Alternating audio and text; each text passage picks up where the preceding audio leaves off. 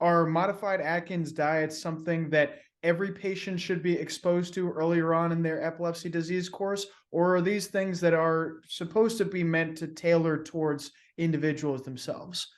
So it's really a personal decision. I think, for example, if young children, I think, with symptomatic generalized epilepsies, they often respond fantastically to a modified Atkins or ketogenic diet.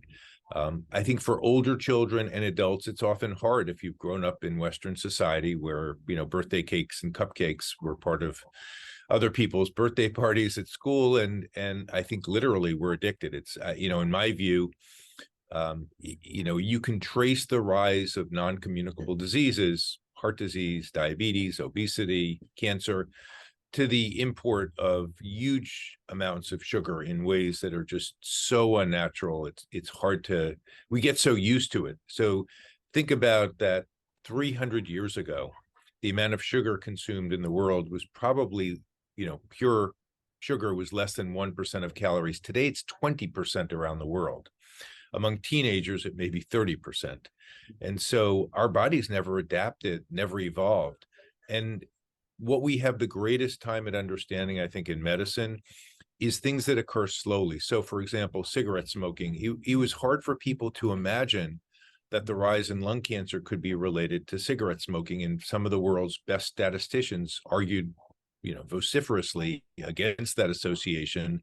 Others were convinced it had to be air pollution and toxins in air pollution. But of course, studies by the late 1940s and 50s showed it, but it took until the early 60s for, the Surgeon General and World Health Organizations to put it together. And I think the same is true for sugar, only it's more subtle. Now, the statisticians who argued against smoking were both smokers, the two very famous ones.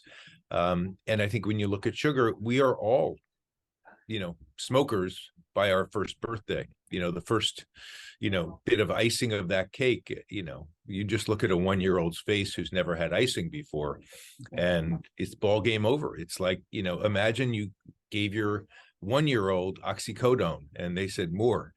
Yep. Obviously that's an extreme example, but I think it's the slow burn. That's the problem. It's just so slow that we don't see it. And it's slow over our lifetimes, and it's slow across generations. My grandparents may have consumed 20% the sugar or maybe more, but if you go back 4 generations, it was probably 20% because sugar became very cheap around the mid 1800s. Before that, people just didn't use it. It was a luxury. The only people who were fat and diabetic in the Middle Ages were kings. And then it was royalty and dukes. And then by the late 1800s, the common people picked up the habit.